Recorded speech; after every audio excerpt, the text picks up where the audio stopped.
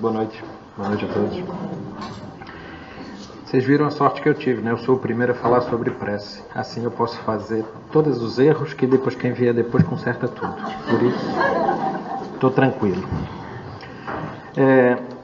O que nós vamos falar, eu não venho aqui ensinar ninguém a fazer prece, ninguém a como é que tem que se fazer. Nós vamos fazer um pequeno estudo, uma pequena reflexão, humilde reflexão, sobre um subtema que tem dentro do Pedi e Obtereis, que é o capítulo 27, que fala sobre a ação da prece, a transmissão de pensamento. Então, nós vamos fazer, baseado no que Kardec escreve no Evangelho segundo o Espiritismo, uma pequena reflexão com alguns outros autores, com alguns outros pontos, para nós tentarmos elucidar o que é a prece. A prece é um tema muito comum, muito frequente em literatura espírita. Muitos autores falam sobre prece. É um tema vastíssimo. Quem se debruçar e quiser procurar, encontra muita coisa. Nós vamos fazer, então, sobre esse tema, sobre esse subtítulo do Evangelho. Então, começando, né, a gente pergunta o que é a prece. Né? A prece é uma palavra que origina do latim praxis ou preces. Né? É um pedido, é uma súplica, é um voto, é um desejo. O termo prece tanto é sinônimo de oração ou de reza. Não é? Falar prece, falar oração, falar uma reza, eu vou rezar, eu vou orar, eu vou fazer uma prece, tem o mesmo significado, não há discrepância entre os termos. Não é? Tanto é que na literatura espírita às vezes usa-se oração, às vezes usa-se prece, reza é pouco frequente, mas também alguns autores utilizam. Não é? Então, a gente vai ver o que é prece. E Kardec, numa parte do texto, diz que é uma invocação mediante a qual o homem entra pelo pensamento em comunicação com o ser a quem se dirige. Aqui nós já temos duas coisas, pelo menos nessa frase, que chamam a atenção. A primeira é pelo pensamento.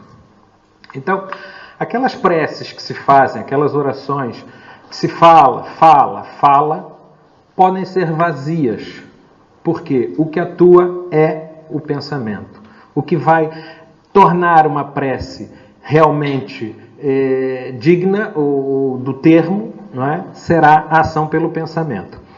E em comunicação com o ser a quem se dirige. Isso mais à frente nós vamos ver a quem nós devemos, ou a quem podemos, ou a quem se dirige uma prece. Não é? E há um livro que foi escrito por um autor indiano que compilou uma série de entrevistas de Mahatma Gandhi e publicou esse livro em 1992. Esse livro chama-se Truth is God.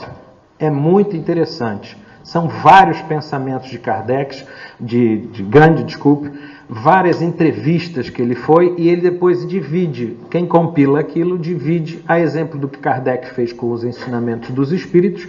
Esse autor, que era amigo de Gandhi e um jornalista, ele compila o que é a prece e escreve o que Gandhi dizia sobre a prece. Não é? É muito interessante. É pena que está em inglês. Na internet se encontra, mas está em inglês. Mas é um livro muito interessante. E Gandhi, em certa altura, quando perguntam o que é a prece, ele diz que é a comunicação com o divino em nós. Não é nada exterior a nós. Essa ligação é conosco.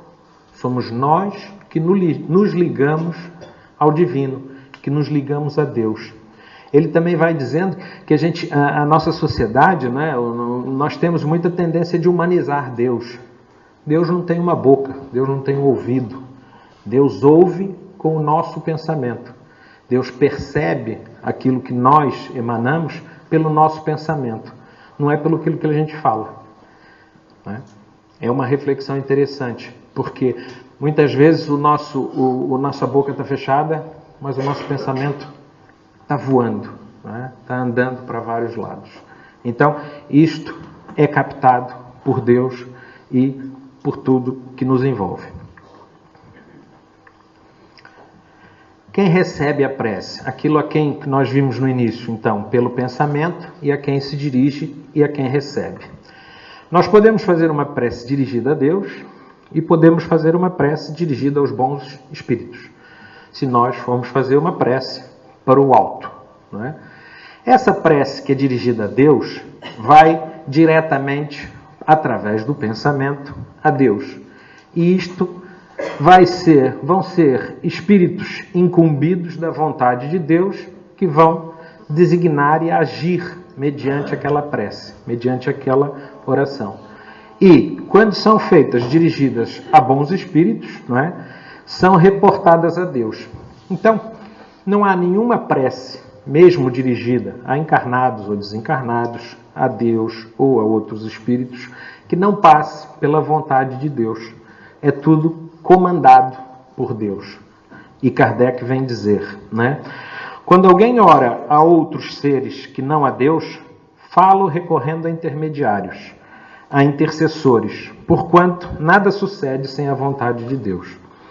Tudo passa por Deus. Tudo passa pela vontade de Deus. Ah, mas eu tenho um santo que é da minha devoção, que eu admiro muito. Ok, mas isto vai a Deus para depois ser determinado qual é o desígnio, o que vai acontecer e daí por diante. É mais ou menos como a gente pensar nas repartições, né? Isso vai tudo sendo protocolado até chegar em alguém que põe o carimbo e pronto, agora segue em frente. Tá? É muito interessante que Madre Teresa de Calcutá, certa vez, ela estava em África, foi fazer um trabalho em África de auxílio aos necessitados, e ela se põe em oração num determinado lugar. E tinha um repórter europeu que estava tentando falar com ela já há muito, e encontra ela em oração, mas respeita, aguarda e fica no seu canto, quieto, esperando que ela termine. Quando ela termina, ela sai do recinto onde estava e ele pergunta: Madre, permita-me a pergunta, o que você fala com Deus? E ela falou para ele: eu não falo, eu só escuto.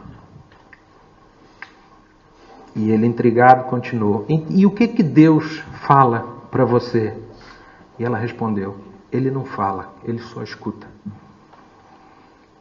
Então, a prece é um momento de reflexão que não é preciso palavras, não é preciso atos, é preciso recolhimento, é preciso introspecção, buscar em nós o divino que está dentro de nós, né? Que certa vez disseram que vós sois deuses, não é? Então, esse Deus, isso que a gente procura muitas vezes fora de nós, está dentro de nós. E é um momento de reflexão, um momento de prece, um momento de tranquilidade, de paz, que vai nos trazer esse contato, esse ensinamento. Quais são os atos fundamentais? Ao que se designa uma prece? Né? E Kardec escreve que a prece pode ser um pedido, um agradecimento, uma glorificação, um louvor. Não é? Tanto, então, a gente pode fazer um pedido, sei lá, o mais simples possível, por exemplo, pela manhã que eu saia, ó Senhor, ó Jesus, ó Mestre Divino, ó Deus, ó minha Santa, que eu consiga hoje passar pelo trânsito sem ter nenhum acidente. Não é? Pronto, é uma prece. Foi rápido, foi curto, se foi com o meu pensamento, realmente foi esse. Não é? Aí você está no trânsito, de repente passa aquele corredor, cruza na sua frente, corta e você diz: vai com Deus, que você vai ali na frente e vai bater no outro. É outra prece. Tenham cuidado. Tanto foi a prece para eu pedir para chegar no trabalho sem ter problema nenhum, como é uma prece para eu pedir para aquele bater com o carro. E a gente vai ver mais à frente como é que isso funciona. Então, tudo que eu imponha o meu pensamento, para bom ou para mal, se replica, vai se multiplicar. Então, essa é a vigilância que a gente deve fazer. E aprendam uma coisa hoje, vou contar um segredo para vocês. Tá? Aquela história de que falei sem pensar é mentira. Não existe. O centro da fala está dentro do cérebro e só atua depois que você pensa. Ninguém fala sem pensar. Tá bem? Pode não pensar claramente, mas pensou antes de falar. Ok?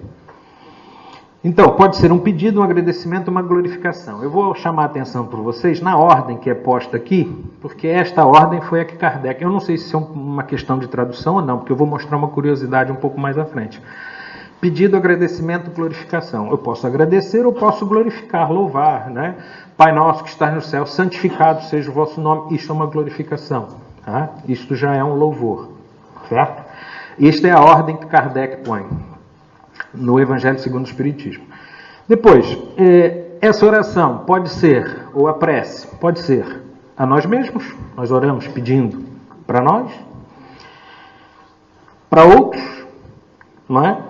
Aos encarnados, aos desencarnados. Ou seja, não tem exatamente que ser eu orar para minha mãe, para o meu pai, para minha família direta. Eu posso orar, de uma certa forma, para qualquer pessoa, ou encarnado ou desencarnado. E é muito comum, nós vivemos numa época de transição no planeta Terra, num momento de transição, e é muito comum as catástrofes naturais, os desencarnes coletivos. E às vezes a gente pode ficar pensando, meu Deus, o que eu posso fazer para ajudar essas pessoas? Uma prece? Uma oração? Que isto vai se multiplicando e vai se repercutindo ao longo, e nós podemos, à distância, serenamente, ajudar, desde que pelo pensamento, não pelas palavras, mas pelo pensamento, eu consiga chegar a esse ponto. E aqui é que eu trago a curiosidade. Essa é a questão 659 do Livro dos Espíritos. Atenção que o Livro dos Espíritos foi escrito antes do Evangelho segundo o Espiritismo, não é? Que se pergunta, Kardec pergunta, qual o caráter geral da prece? A prece é um ato de adoração, não é? Vai-se fazer uma adoração. Fazer preces a Deus é pensar nele, aproximar-se dele, pôr-se em comunicação com ele. E essa comunicação não precisa ser verbal. Como a gente viu, Madre Teresa de Calcutá fica só escutando. Há 3 coisas que podemos propor-nos por meio da prece: louvar, pedir e agradecer. Aqui a ordem está ao contrário. Por quê? Não sei. Mas eu acho que é porque aqui foi ditado direto pelos espíritos e lá foi escrito pela mão de Kardec. Que diferença que isso faz? Não sei. Mas eu achei curioso a diferença. Os espíritos dizem primeiro que a gente deve louvar, depois pedir e depois agradecer. Lá ele fala primeiro pedir, agradecer e louvar. O que isso vale? Não sei, fica para reflexão de cada um. Eu só achei curioso. Então, continuando no que a gente se propôs fazer, esse é um livro de Herculano Pires, que é Tesouros dos Espíritos. Isto é um livro que Herculano Pires escreve a segunda parte. É de um autor espanhol que, em 1870, cerca de 20 anos depois do lançamento do Livro dos Espíritos, prega o Espiritismo em Barcelona, na Espanha e na zona de Barcelona. Não esquecer que a zona de Barcelona foi a zona mais forte, uma das zonas mais fortes da Inquisição, que foram queimados livros em praça pública e tudo mais. E ele, em 1872, escreve esse livro, que é Tesouro dos Espíritos, e mais tarde Herculano Pires, que foi um espírita brasileiro também, com grande produção de livros, não é? Grande estudioso, escreve a segunda parte desse livro. E ele vem dizer que a prece é a mais poderosa arma de que o espírita dispõe, como ensinou Kardec, como proclamou Leon Denis. A arma da prece para um momento de reflexão, para um momento de ligação a Deus. A prece verdadeira, brotada do íntimo, com a fonte límpida brota das entranhas da terra, é de um poder não calculado pelo homem. Não é? Aquilo que a gente chamava, que nós dizíamos que Jesus, né, e dizemos ainda hoje, que foram os milagres de Jesus, os prodígios de Jesus, nada mais é que a ação de Jesus sobre as coisas. Não é? E Jesus dizia que nós temos a mesma capacidade que ele, se a gente compreender e se compreender, se primeiro conseguir se entender. Não é? A célebre passagem onde os apóstolos estão no mar, e o mar revolto, e Jesus dormindo, e vão lá acordar Jesus, e ele fala, vocês também, vocês não sabiam fazer isso, não é? Como se fosse uma coisa tão simples, tão fácil. Então, É importante que a gente tenha a noção de que somos nós detentores da nossa vontade, detentores da nossa capacidade. Não está no outro, não está em mais ninguém, está em nós mesmos. O espírita deve utilizar-se constantemente da prece. Ele refere sempre o espírita porque isso é um livro espírita escrito para espíritas. Tá bem? Não quer dizer que os outros não possam fazê-lo, qualquer outra que seja a sua confissão, a sua religião. Ela lhe acalmará o coração inquieto e acalmará os caminhos do mundo. Ele não diz que a prece vai mudar o destino de ninguém. Ele não diz que se você fizer uma prece, amanhã vai acontecer tudo aquilo que você quer. O que Herculano Pires diz é que o coração inquieto vai ficar mais calmo e aclarará os caminhos do mundo.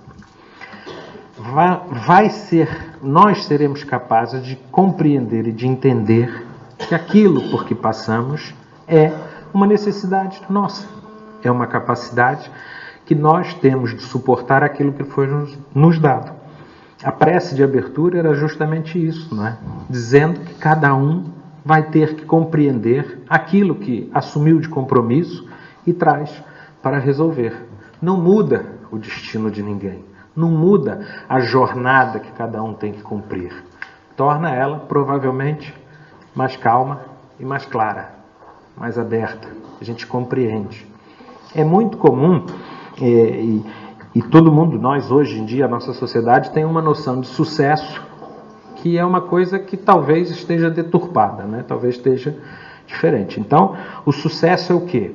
É uma pessoa ser, por exemplo, um grande empresário de grande sucesso, ser patrão de uma série de pessoas, ter 150 funcionários a seu cargo. Já imaginou que eu, como funcionário, que sou ali um subalterno, estou pedindo a prece para eu ser o tal chefe que tenha 150 funcionários? E se a minha tendência for de usar o poder para subjugar o outro, eu vou estar me comprometendo com 150 almas mais. E enquanto eu estou como funcionário, eu não posso fazê-lo. Estar nessa posição é um bem. Estar nessa condição é ótimo para você. No caso, para mim, que não tenho a capacidade de subir a um patamar onde vou me comprometer ainda mais, se eu já trago o comprometimento de ter feito em outras vidas. Uma pessoa que tenha, por exemplo, um vício vamos supor, um vício de álcool, por exemplo. Podia ser qualquer outro, mas, por exemplo, um vício de álcool. E a pessoa ora porque quer se libertar desse vício. Passado umas semanas, quebra a perna. Quebra a perna, tem que ficar hospitalizado, tem que tomar analgésicos, tem que tomar medicamentos, tem que fazer uma cirurgia. Ele tem um período que vai ter que estar livre de drogas. Talvez esse quebrar a perna é o momento que eu vou me libertar das drogas. Não é? Isso faz com que a gente olhe para as adversidades, não como adversidades, mas provavelmente como aquilo que nós pedimos. Ah, mas eu não queria quebrar a perna. Pois não. Mas se calhar foi quebrando a perna que você resolveu outra coisa. Haroldo Dutra, numa das suas palestras, diz que a gente devia fazer preces e escrever num post-it, num papelzinho pequenininho e guardar. Porque na semana seguinte a gente já está pedindo outra coisa. E a gente esquece do que pediu. Esquece, porque isso não é igual fazer café instantâneo, mexeu, está pronto. Né? A gente faz a prece, como eu falei para vocês, tem que ser protocolado, tem que passar por um departamento, tem que ir para outro, tem que ir para outro. E depois tem que vir a decisão, passar por um departamento, vir para outro, ver qual é a disponibilidade. Esse espírito pode ir lá hoje? Não, ele não pode, porque ele tem outro compromisso. Então espera. Quando o Marcelo fez a prece, passado 3 semanas ou 4 semanas, veio o resultado. Mas eu já esqueci qual foi a prece que eu fiz. Eu pedi para quê mesmo?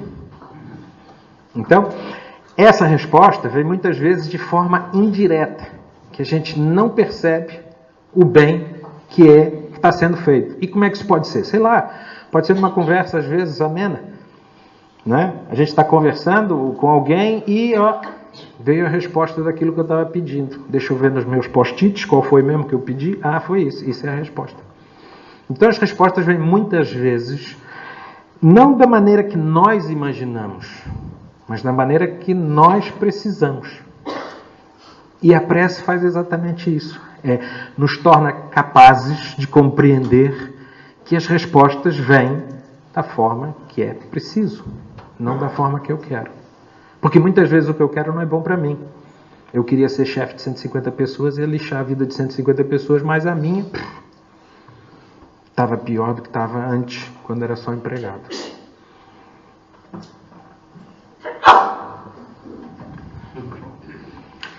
Um texto de Emmanuel está no livro Coragem, que é uma psicografia feita por Chico Xavier através de vários espíritos, e Emmanuel escreve um texto que chama Oração e Atenção.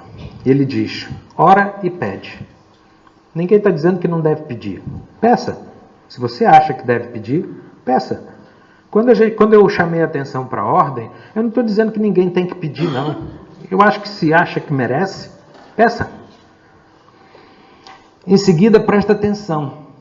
Algo virá por alguém ou por intermédio de alguma coisa, doando-te, na essência, as informações ou os avisos que solicites. Pode vir para aquela pessoa que a gente menos gosta, por aquele que nos fechou no trânsito agora há pouco atrás, né? Ele é que nos deu a resposta. Que eu devia ter mais calma, eu devia andar mais devagar, eu devia prestar mais atenção naquilo que estava em volta. Então, essa reflexão dos atos que acontecem, me prejudicaram. Será? Será que essa forma de prejuízo que você teve não foi uma bênção que você teve para perceber aquilo que realmente importa ou que aquilo que virá para frente? Essa é a importância da prece, isso que a gente deve refletir. E ainda, fazer silêncio no mundo de nós mesmos, esquecendo exigências e desejos, não só para ouvirmos as respostas de Deus, mas também a fim de aceitá-las, reconhecendo que as respostas do alto são sempre em nosso favor, conquanto, às vezes, de momento e em nossa visão limitada, pareça contra nós. É aquilo que a gente falava há pouco, né? Que Emmanuel aqui põe em palavras belíssimas que eu não sei fazer, mas ele coloca, né? Aquilo que nós pedimos nem sempre é aquilo que nós precisamos. Ou aquilo que eu peço nem sempre, ou quase nunca, vem da forma que eu imaginei, da forma que eu queria. Porque isto vai exercendo ação sobre cada ação que nós também fomos tendo durante esta vida e vidas passadas, reencarnações anteriores. Nem tudo que nós passamos hoje é culpa do passado. Tá? Pode ser culpa, não é culpa, desculpa. Pode ser compromisso da vida atual. Não existe culpa. Não é? Então, fazer silêncio no mundo de nós mesmos. Reflexão. Ouvir mais do que falar. Divaldo tem uma passagem que ele conta, que certa vez uma pessoa amiga desencarnou, não é? E a família vinha: Divaldo, como é que está fulano? Como é que ele está? Ele está bem, não está bem? E ele diz: olha, eu não sei. Não é? Às vezes, ele refere que dava vontade de mentir. Pelo menos para as pessoas pararem de perguntar sobre aquela situação. Mas ele falou: eu não sei, eu não tenho informações, isso não é assim. Divaldo, mas ele era tão bom. Bom, se ele era bom, então continua bom. Tá bom? Não é? Porque todo mundo morre, segundo Divaldo, e vira santo. Né? Sempre que depois que morre, todo mundo virou santo. Então, ele refere que durante uma semana perguntaram e ele não tinha informações. Ao final de uma semana, Joana de Ângeles vem ter com ele e diz: prepare-se que nós vamos fazer uma viagem e vamos perceber e vamos acompanhar o despertar daquele seu amigo, que hoje vai despertar. E Divaldo se põe deitado, fica muito feliz, não é? Que vai ter essa informação. E Joana de Ângeles diz: mas só com uma condição. E ele: pois não, diga, que você se comporte e fique quieto, faça silêncio. E ele: mas minha amiga, você já me conhece há tantos anos, você já me acompanha há tantos anos, você sabe que eu sou recatado, que eu sou calmo, que eu sou discreto. E ela falou, silêncio, quero silêncio. E ele então se prepara, ele não sabe como é que foi a viagem, mas ele chega ao local onde está esse amigo seu, e no momento que desperta está a Joana de Ângeles, Divaldo e a mãe desse senhor que havia desencarnado, que desperta, e quando olha para Divaldo, tem uma alegria, né? Sente uma alegria. Divaldo, você aqui, você também morreu? E ele diz, eu ainda não. Ele diz que a coisa que mais lhe agradou dizer foi o ainda, né? Ainda não. E Joana de Ângeles, depois que a mãe começa a conversar, Joana de Ângeles fala para Divaldo, silêncio. E Divaldo estava calado. Ele diz, E ela diz, silêncio com o pensamento. A atitude dele de alegria por rever o amigo estava interferindo no momento de despertamento daquele seu amigo. Interferindo prejudicialmente, não estava interferindo beneficamente. Então, muitas vezes, o fato de se pedir silêncio não é o silêncio verbal, é o silêncio do pensamento. Que nós podemos estar todos aqui, vocês são uma plateia muito atenciosa, muito cordial, todo mundo calado, mas eu não ouço os vossos pensamentos. E provavelmente, por quê? Porque nós somos ainda humanos, esses pensamentos estão todos movimentando. Estão pensando em quê? Sei lá, deixei a panela do feijão no fogo, deve estar queimando o feijão, amanhã tem uma conta para pagar, eu tenho médico para ir, tem ninguém para me levar, e por aí afora. Né? Será que eu vou encontrar com aquele desgraçado que me fechou o trânsito ontem novamente? Será que ele vai vir de novo ter comigo? Então, esse silêncio do pensamento é que é extremamente importante, porque é pelo pensamento, como a gente viu no início, que a gente faz as nossas orações. E se eu tiver o pensamento povoado de uma série de coisas, eu não consigo fazer a minha oração, eu não consigo fazer a minha prece. Não chega aonde ela tem que chegar. E depois eu reclamo, Deus não gosta de mim, porque eu já fiz tanta oração e Ele nunca fez aquilo que eu pedi. Não é? Quem é que se lamenta assim? Alguém aqui? Não, aqui não. Aqui ninguém faz isso. Não, aqui não. Então, se é esse pensamento, agora a gente vai tratar da parte da transmissão do pensamento. Se é por pensamento, como é que esse pensamento chega aonde eu quero? Por quê? Como? De que forma? Então Kardec explica que isso é através do fluido cósmico universal. Para a gente dar um bom exemplo, e um exemplo simples que é fácil de imaginar, vamos imaginar um aquário de peixes com água. Tá? Nós seríamos os peixes, uns mais gordos, outros mais magros, mas teríamos peixe. As pedras, as plantas, tudo que tivesse dentro desse aquário estaria lá dentro, e a água seria esse fluido cósmico universal. É assim a Terra, é um grande aquário. Tá? A Terra é a pedra maior onde nós andamos em cima, nós, os peixes, os pássaros e nós, e o que está à volta é tudo fluido cósmico universal. Tá bem? Então, esse fluido cósmico universal, que é nele que estão mergulhados todos os seres, encarnados e desencarnados. Os desencarnados também estão no fluido cósmico universal. Então, como é que faz o pensamento chegar? Esse fluido recebe da vontade um impulso. A vontade é aquilo que eu penso. Ele é o veículo do pensamento. Através dessa vontade, gerei um pensamento que vai, através dessa água do meu aquário, chegar aonde eu projetei. Como o ar é do som, o som se propaga no ar, mais ou menos como o pensamento. Com a diferença de que as vibrações do ar são circunscritas, quem está lá fora não me consegue ouvir, ao passo que do fluido universal se estende ao infinito. Quem está do outro lado do mundo está ouvindo o que eu estou pensando, se estiver sintonizado na mesma faixa vibratória que eu estou. Que perigo, hein? Que perigo. O que eu andei pensando dos japoneses a semana passada? E através desse fluido cósmico, isto se propaga. E há alguns autores espíritas que dizem que não se perde nunca. Ele continua marcando o fluido cósmico universal. O que eu pensei há 20 anos atrás está rodando por aí. Aonde que eu coloquei isso? E daí vem as afinidades de pensamento. Como é que eu encontrei alguém que pensa igual a mim? Né? Eu sou o máximo. Eu achei alguém que pensa igual a mim. Mentira. Ele já está atrás de você há um tempão. Então, é importante que a gente tenha reflexão sobre o que pensa, como pensa e o que emana de pensamento. Porque isso marca. Não tem limite aonde chega esse pensamento. Nem tem, nem se apaga. Falei sem pensar. Pensei sem querer. Não existe isso. Isso marca. E isso vai andando junto a nós, anos e anos, encarnações, e certamente, se estamos todos aqui hoje juntos, algo de pensar junto a gente andou a pensar. Né?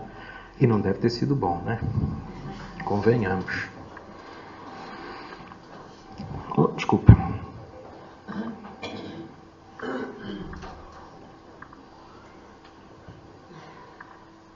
Ok. A energia da corrente guarda proporção com a do pensamento e da vontade. A força que essa corrente fluídica que eu vou gerar, a força que esse pensamento vai gerar, vai estar diretamente proporcional ao pensamento e da vontade. A força com que eu pensar, a vontade com que eu pensar, a vontade que eu quero que aquilo aconteça, a pureza do pensamento vai estar diretamente proporcional aonde isso vai chegar. E isto tem toda a diferença na forma como os espíritos recebem essa oração, como recebem essa prece. Porque eles vão perceber pela força da prece ou pela capacidade que é impressa nessa prece, aquilo que você realmente deseja. Se for uma coisa fraquinha, ele quer, mas não quer muito. Então, passa. Vamos esperar a próxima vez. Né? Então, isto vai fazendo com que a gente tenha o pensamento cada vez mais treinado. E isto é uma coisa que se treina. Isso, há técnicas de meditação, há técnicas de oração. É muito comum a gente falar, mas eu quando vou fazer as minhas orações, eu estou muito cansado. Aí eu começo a ler 2 ou 3, cochilo. Não é? Mas se for para ver um filme, aí eu já desperto. Se for para ficar 2 horas vendo gente matando gente, a gente fica. Aí, segundo Divaldo, a gente vai dormir pensando no filme e vai direto para o umbral, junto àqueles que andaram lá matar e morrer e tudo mais. Né? Uma vez eu disse assim, eu quero começar a correr, eu vou começar a correr, e um treinador falou para mim, faz assim, corre 2 minutos, caminha, corre 2 minutos, caminha, corre 2 minutos, caminha. Eu falei, eu nem 2 minutos consigo correr, como é que eu vou correr 2 minutos? Mas pronto. Talvez aqui o segredo para a gente, ou a dica, para a gente conseguir mudar essa atitude, né? O primeiro passo que a gente deve fazer é mudar essa nossa atitude do nosso pensamento, é isso. Faz orações curtinhas. Lê 2 ou 3 linhas de uma página e depois fecha e pronto. Não queira ler um livro inteiro de uma vez. O Dr. Luteni falou aqui 3 livros ótimos, maravilhosos. Eu nunca li, agora vou pegar o livro e vou querer ler. Não vai ler. Não vai conseguir. Lê uma página, guarda. Não entendi, lê de novo. Ainda não entendi, lê de novo. Qual é o problema? O que você vai fazer a vida toda? Né? Então, pequenos momentos. A meditação, ninguém chega a ser um mestre budista em um dia e sem esforço. Né? Isso leva tempo. Precisa de esforço. A mesma questão da prece. Se eu nunca tive o hábito de fazer orações, não é de um dia para o outro que eu vou conseguir. Eu não vou lá no centro. Eu fui lá no centro uma vez, cheguei em casa, ainda não consigo fazer oração nenhuma. Pois não. Isso não é assim. Não é? Isso leva o seu tempo. Se eu tenho o hábito de anos e reencarnações fazendo coisas que eu não devia, como é que você quer mudar de um dia para o outro? E está errado. Então eu não consigo, sou eu que estou errado. Não está errado. Hoje em dia, a pedagogia é do acerto e do erro, né? Não é quem acerta mais ou acerta menos que é melhor ou que é pior. Nenhum pai quer que o seu filho erre. Mas nenhum pai recrimina tanto o seu filho que não permita que ele tente outra vez. Tenta outra vez. É o que Deus faz conosco. Numa reencarnação você não fez direito. Tá bom, Vai cá, vai de novo, tenta outra vez. E nós andamos nisso, vários anos, várias reencarnações. Então, é importante que errar não é errado. Errar é uma forma que eu tenho de descobrir como é que eu não devo fazer outra vez. Há uma cultura americana que diz que quem faliu mais empresas é o melhor empresário, porque ele já sabe como é que não deve fazer.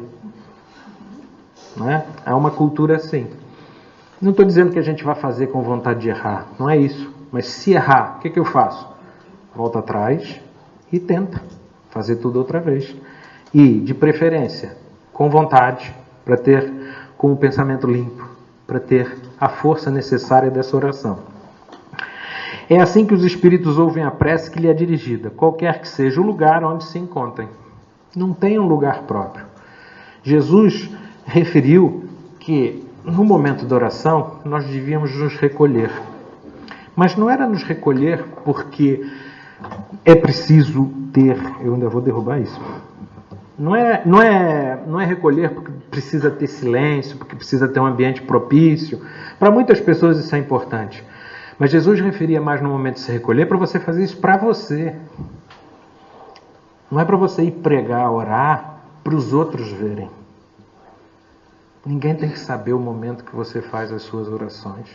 Ninguém precisa ouvir aquilo que você está falando. Lembram de Madre Teresa? Eu só escuto.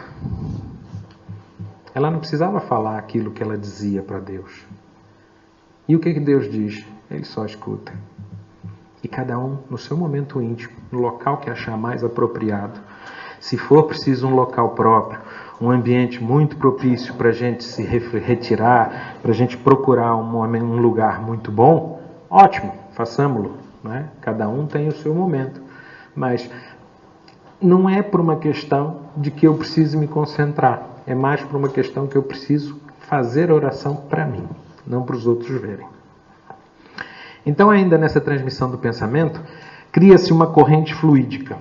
Vamos supor, eu penso numa coisa que eu quero que aconteça, a Sandra pensa numa coisa, a Isabel, a Fátima, cada um vai pensar. Isso vai criando uma corrente. Não é? E as correntes fluídicas têm muito mais força porque são dirigidas o pensamento em coletivo. Então, dirigindo, pois, o pensamento para um ser qualquer na Terra ou no espaço, de encarnado para desencarnado, ou vice-versa, a gente já viu que pode ser para desencarnado, encarnado para nós ou para os outros, não é? Uma corrente fluídica se estabelece entre um e outro, transmitindo de um a outro o pensamento, como o ar transmite o som. Há uma ligação que se faz. Se eu oro a Deus, essa ligação é com Deus. Se eu oro para alguém, essa ligação é feita com alguém. Então, isso vai criar uma corrente fluídica dentro desse fluido cósmico. Imagina um aquário, um peixe pensando por cá, outro peixe pensando para lá, e isso vai se cruzando. E essas correntes fluídicas, esses pensamentos vão se afinizando, vão criando grupos, tá? Que, como a gente já viu, transpassa o infinito, não tem limite aonde esse pensamento pode chegar. Não tem... O conceito de infinito para nós é muito complicado ainda, a gente não entende o que é infinito, né? A gente acha que acaba tudo ali ao virar da esquina, mas não, é infinito, não acaba, ok? Sintonia de pensamento, lá está, é essa força que eu vou dar ao meu pensamento, que vai sintonizar, é que a gente precisa entender.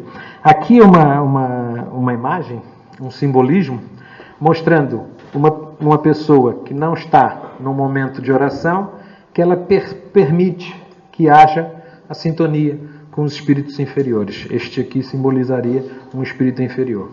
No momento que ela se põe em oração, que ela envolve-se de bons pensamentos, há uma corrente que sintoniza com os bons espíritos e com os bons pensamentos que estão nesse fluido cósmico universal, e esse espírito inferior, vamos dizer assim, perde a sua capacidade de ligação. A corrente dele já não liga a esta corrente. Então ele se afasta. Que era o que Emmanuel dizia, não é? Se queres te livrar dos maus espíritos, junta-te aos bons. Começa a se afinizar com os bons espíritos. Como é que eu faço isso? Com o pensamento. sintonizando em coisas que sejam boas, que sejam agradáveis, que sejam meritórias. Os maus pensamentos corrompem os fluidos espirituais como os miasmas deletérios corrompem o ar respirável. Os miasmas seriam aqueles odores pútridos, né? que em decomposição. Seria isto que corrompe o ar. O ar deixa de ficar respirável, assim como os maus pensamentos vão fazendo com que os bons espíritos, né? Os fluidos espirituais superiores, vão se afastando. Porque se a gente está pensando no tiroteio lá do filme, como é que eu vou querer? Eu quero ir dormir, quero ir para o paraíso, quero ir ter com a minha mãe que desencarnou e está muito bem. Quer dizer, depende como é que eu fui dormir, como é que eu fui me deitar. Mas eu começo a fazer oração. Não faz na hora de se deitar. Faz no banho. Quem toma banho antes de dormir, faz no banho. Por que não pode fazer oração enquanto está tomando banho? Por que não pode fazer oração enquanto está descendo a escada do prédio? Quando está indo para o carro? Qualquer lugar, qualquer momento é um momento de se fazer uma oração.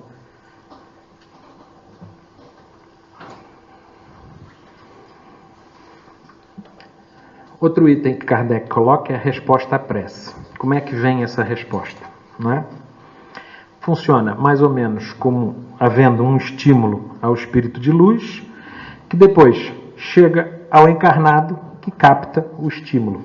Aqui nós, como se fôssemos nós a fazer aquilo que eu falei dos departamentos, né? Nós fizemos a prece. Há um espírito superior.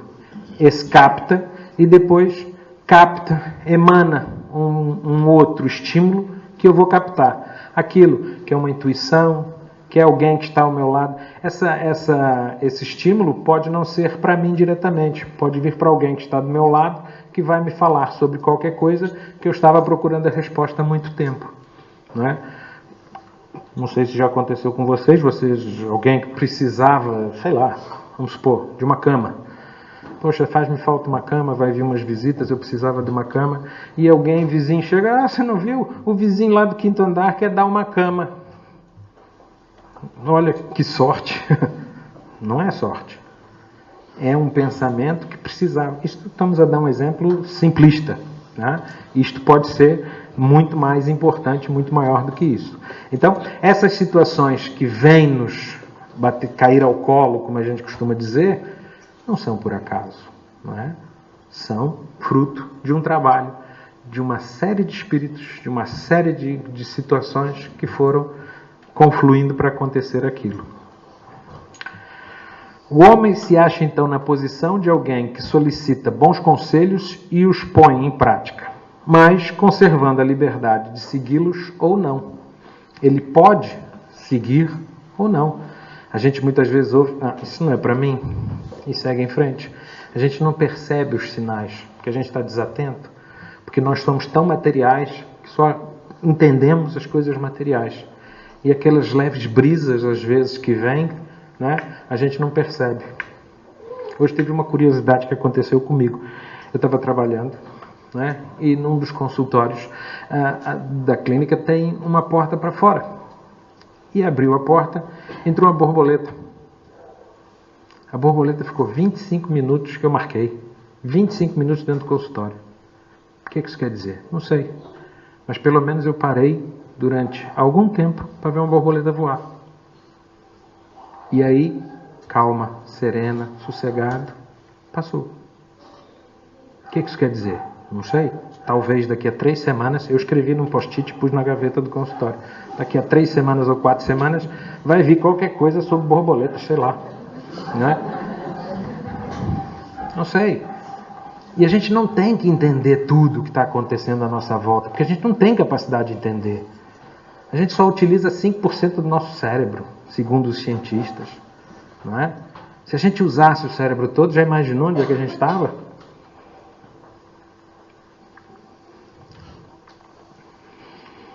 O poder da prece. Qual é esse poder que a prece tem? Sabendo que o pensamento é uma forma de energia, aquilo que eu empregar na força do meu pensamento, como a gente viu, vai gerar o poder dessa prece. Fulano tem uma prece forte, eu vou pedir para ele rezar para mim. Não adianta, se você não sintonizar, não adianta nada. Aquela, você vai no centro, ora para mim. Vai lá e ora por mim. Ajuda, mas não chega. Lembro uma vez que eu trouxe aqui um caso de uma senhora que pediu nas petições, foi um trabalho sobre petições, que ela pediu uma porção de coisa, e os espíritos se dignaram ir à casa dela, porque ela não podia ir ao centro, e chegou lá, ela estava jogando cartas com umas amigas, na hora marcada, no dia marcado, que ela marcou, ela estava em outro, sintonizado com outra coisa. Não funciona. Não é? Não vai funcionar. Então, o pensamento, que é essa forma de energia, é que vai fazer com que crie esse poder da prece, essa capacidade da minha prece alcançar o local que eu quero que ela alcance. Então, Kardec diz, está no pensamento o poder da prece, que por nada depende nem das palavras, nem do lugar, nem do momento em que seja feita. Não é do verbalizar, não é do estar aqui dentro. Aqui ajuda? Provavelmente. Há muitas pessoas que se sintonizam aqui, que sentem um ambiente calmo e sossegado. Mas talvez a gente não consiga tirar o proveito todo, porque o nosso pensamento está no feijão cozinhando, está no carro que está lá fora, aí o carro é novo, se alguém passa e risca, ai meu Deus do céu. A influência do lugar ou do tempo só se faz sentir nas circunstâncias que favorecem o recolhimento. Se eu preciso desse momento, se eu preciso de silêncio, se eu preciso que os meus filhos pequenos estejam dormindo, se eu preciso que a minha sogra vá roncar para o quarto lá de trás, se eu preciso estar de barriga cheia, se eu preciso ter comido um grande jantar, isto é um problema seu. Não está errado, mais uma vez. Cada um acha o seu lugar e o seu momento. Não é? É claro que vão ter lugares que vão chamar muito mais a nossa atenção, a nossa vontade de orar. Isto é um campo de lavandas no sul da França. É uma coisa linda de se ver. Muito bonito. O vento bate aqui e as lavandas mexem. Quando chega por volta das 7h30, 8 horas, a temperatura arrefece. Aqui, isso é no alto, nos Alpes. A temperatura chega aqui a uns 18, 19 graus. Eles dizem que causa um efeito nas lavandas, que elas se abrem e o cheiro de lavanda no ar é impressionante. Se você andar no meio de um campo desse, você chega em casa, vai cheirar a roupa, está cheirando a lavanda. Aqui é um bom lugar para orar. Aqui a gente consegue, provavelmente, se abstrair das outras coisas que nos incomodam. Se for numa praia, quem gosta de praia, né? Um mar azul, uma coisa bonita, uma água sossegada, serena. Aqui eu consigo me concentrar. Tudo bem, vai para a beira da praia. Ah, mas eu não posso porque hoje está chovendo. Mentaliza a praia. Abre o ecrã de um computador. Bota um filme que passa a praia. Não aquele de tipo... Não. Bota um filme bom. Bota uma coisa interessante. Uma oração, uma mensagem. Um CD, uma música. Está no carro, ouvindo notícias. Uma música suave, uma coisa tranquila. Ora enquanto está dirigindo, conduzindo. Não tem lugar, não tem momento, não tem ambiente. Depende de nós, da nossa capacidade de sintonia. E eu trouxe uma pequena pesquisa que fizeram sobre o pensamento. Nos Estados Unidos, os americanos são mestres em fazer pesquisas, pesquisam tudo, impressionante. Mas eles fizeram pesquisas e chegaram à conclusão que alguns estudos indicam que os seres humanos são capazes de ter cerca de 70 mil pensamentos por dia. A geração de todo esse conteúdo estaria dividida em aproximadamente 3 mil pensamentos por hora, 50 pensamentos por minuto. A gente está quase aqui, eu estou quase falando a 1 hora, vocês já pensaram 3 mil coisas. Desde a minha cor do cabelo até o tamanho do meu pé, sei lá. Não quero nem pensar em outras coisas que vocês pensaram. Né? Então a gente teve cerca de 3 mil pensamentos por hora. Esses pensamentos normalmente não são bons. 40% a gente pensou jamais vai acontecer. Isso chama-se pré-ocupação ou preocupação. a preocupação da mente com uma coisa que sequer vai acontecer. Ai, vão riscar o meu carro. Não passa um carro aqui essa hora. Como é que vão riscar? Ai, quando eu chegar lá o pneu está furado. Nem vidro tem na rua, prego, não tem nada. A gente está preocupando a mente com coisas que jamais acontecerão. 40%. 30% lamentando o passado. Para que eu fui na casa da minha sogra ontem? O que o meu sogro está fazendo com aquele trator? Qualquer dia ele cai de lá e morre. É uma prece. Cuidado. Isso é uma prece. 12% saúde. 10% assuntos insignificantes. Que cor de roupa que eu vou pôr hoje? Qual sapato que eu vou usar dos 50 pares que eu tenho dentro do armário? Só riu quem já passou por elas. 8% de embasamento real. 8% que importa. Se a gente for fazer aqui uma pequena reflexão, só 20%, se a gente pensar que a saúde é importante, 20% dos 70 mil pensamentos por dia são importantes. O que eu ando a pensar que não presta?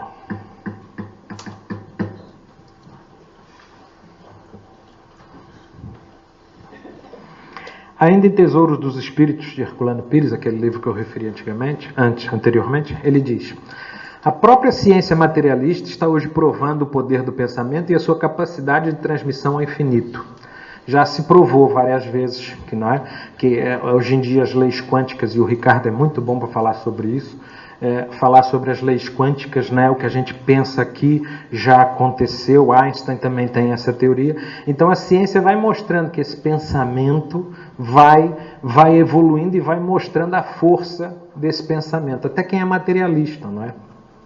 Então, essa transmissão vai chegando ao infinito. Então, uma pessoa pensa uma coisa aqui, está ligada a outra que está a não sei quantos quilômetros de distância, aquele pensa a mesma coisa. Chegaram a botar naquelas jaulas de Faraday que não passa energia e tudo mais, e eles pensavam a mesma coisa e sabiam que um e o outro estavam pensando, com uma grande significância de acerto, não é? Então, a ciência vai mostrando que o pensamento é realmente importante. O pensamento empregado na prece leva ainda a carga emotiva dos mais puros e profundos sentimentos. Não há nenhuma prece que, sem sentimento, tenha uma grande capacidade. E a gente costuma associar o sentimento ao coração, né? A gente bota que o coração é o órgão sensitivo e o cérebro é o órgão da razão, por causa do pensamento. Então a gente pensa, né? Mas se pensar sem o coração, segundo Herculano Pires, tem uma baixa capacidade de essa oração chegar onde a gente quer. Não é? Aquela sensação de que é vazio o que eu penso, é vazio o que eu oro, está diretamente relacionado ao sentimento.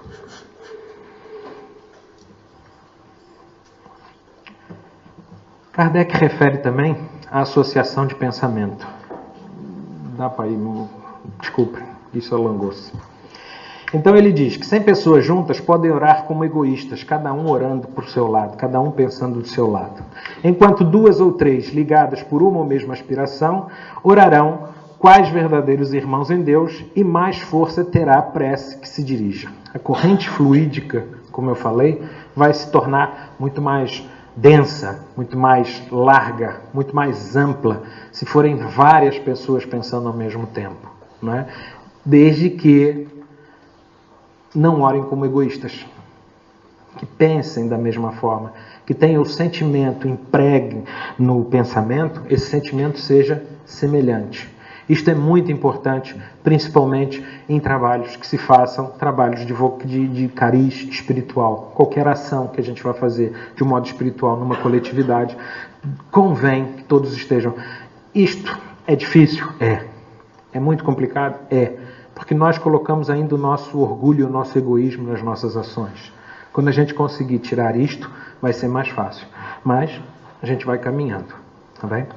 O caminho se faz caminhando, como diz o poeta. Então, essa força é muito maior se tiverem muitas pessoas pensando do mesmo jeito.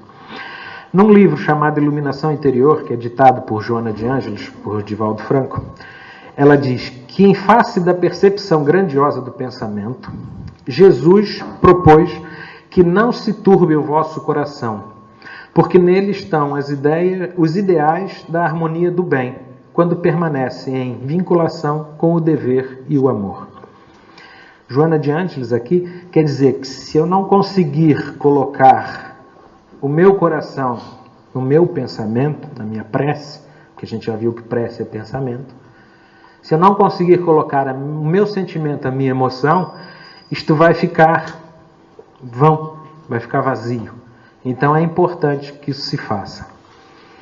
O pensamento necessita do combustível das emoções superiores, a fim de estabelecer os vínculos com a mente divina, de onde tudo promana desde os períodos mais remotos.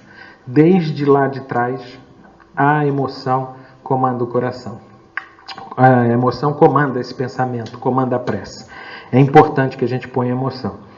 E tem um caso de Chico Xavier, que foi contado no primeiro encontro dos amigos de Chico Xavier, depois que ele desencarnou, por um senhor que acompanhava muito ele. E ele contou certa feita que Chico Xavier gosta muito de animais, não é? Gostava ou gosta? Se a gente pensar que o espírito é imortal, gosta muito de animais. E ele tinha um cão muito mal, muito já, mesmo ruim, mesmo para desencarnar, mas ele era contra a eutanásia e deixava lá o cão. Certa feita ele foi para os trabalhos mediúnicos dele, e Chico Xavier voltava muito tarde, 3, 4, 5 da manhã, muitas vezes. Uma pessoa que gostava de Chico Xavier, amiga de Chico Xavier, falou: coitado, o cão está aqui sofrendo, o Chico Xavier sofrendo, eu vou resolver isto. Pegou no cão, levou e eutanasiou o animal, abateu o animal. Quando Chico Xavier voltou, ficou: cadê o meu cão? Ah, eu fiz um bem, Chico, assim você não se preocupa mais. E aquilo magoou muito, muito mesmo, Chico Xavier, porque ele gostava daquele cão. Magoou ele muito. E aquela mágoa preservou durante muitos anos, muito tempo, não é? E, segundo esse relator do caso, dizia que era como se Chico Xavier tivesse uma mancha no seu coração. E isto complicava os trabalhos mediúnicos. Durante várias semanas, complicou os trabalhos mediúnicos de Chico Xavier. E a pessoa, quando fez na maior das boas intenções. Não fez com nenhuma intenção de, vou fazer porque o Chico, vou deixar ele chateado. Não, assim eu livro ele desse problema. Foi o que a pessoa pensou. Certo dia, aquilo estava complicando os trabalhos mediúnicos. Emmanuel aparece para Chico Xavier e fala: você tem que resolver isto.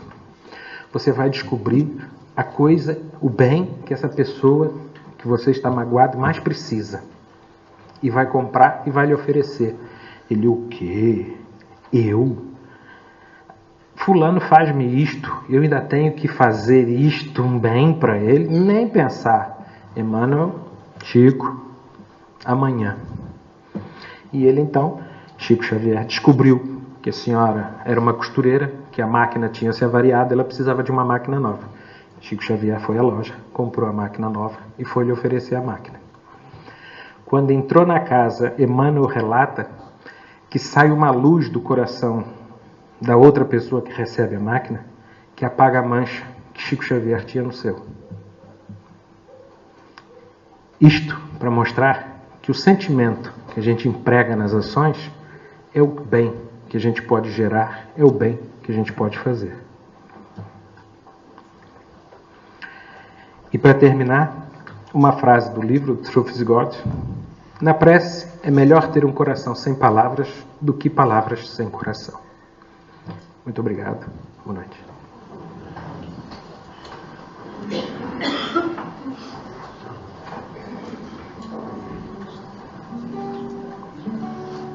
Página 39.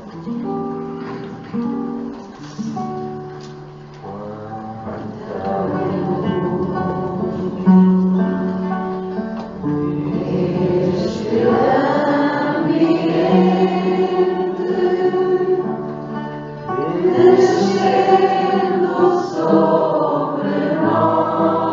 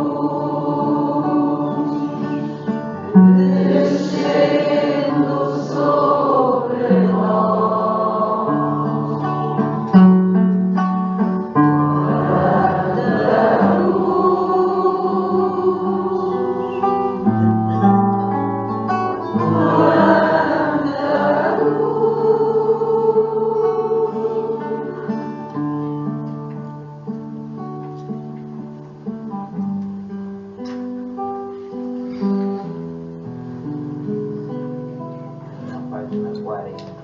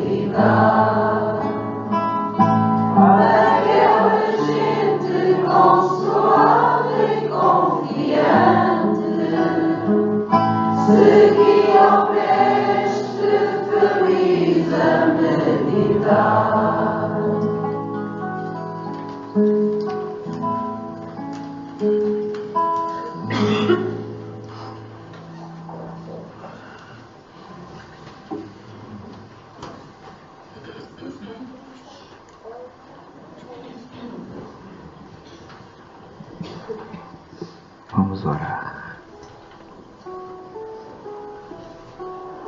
Mergulhados que nos sentimos nessa psicosfera de luz, de elevação espiritual, convidativa às nossas meditações, reflexões e conclusões diante de tantas questões que aqui nos trouxe essa noite. Elevamos o pensamento ao alto, dirigindo-nos a Ti, Senhor Jesus, pastor das nossas vidas, amigo da nossa paz, carpinteiro da nossa alegria. Na noite em que nos envolve, agradecemos o dia que se foi, o momento que nos oferece, e as conclusões, as ilações que daqui levamos. Agradecemos-te, Senhor Jesus, o entendimento que nos aclara, que nos faz compreender, que nos dá força, coragem e entendimento para prosseguir. Agradecemos-te, Senhor Jesus, as bênçãos imensas contidas nesse dia, bem como suplicamos, pedimos, rogamos aqui, que nos conceda o entendimento para registrarmos as respostas que nos são dadas diante das nossas colocações dirigidas aos céus.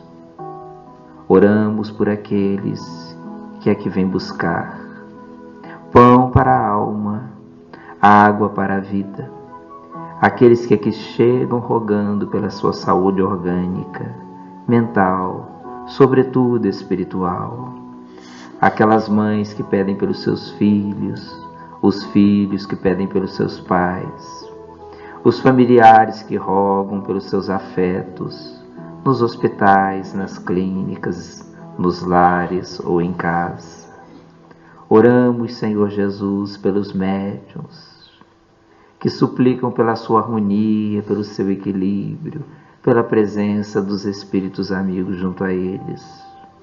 Oramos, Senhor, pelos tristes e desiludidos, aqueles que perderam a vontade de viver, aqueles que não se sentem estimulados em avançar, aqueles que se encontram aparentemente vencidos pela saudade do ser amado que partiu ao mundo maior. Oramos, Senhor, pelos feridos e magoados, pelos ressentidos, pelos ofendidos, e oramos por aqueles que lhes foram os causadores dessas desditas. Oramos, Senhor, pelos pais, pelas mães que desejam ter filhos, pelos filhos que rogam pelos seus paizinhos, pelas suas mãezinhas, já que se domiciliam no mundo espiritual. Abençoe-nos, Senhor, na envolvência dos anjos de guarda, nossos amigos espirituais, e abençoa também aqueles que não são capazes de nos perdoar ou esquecer o mal que nos fizeram ou a quem nós ferimos.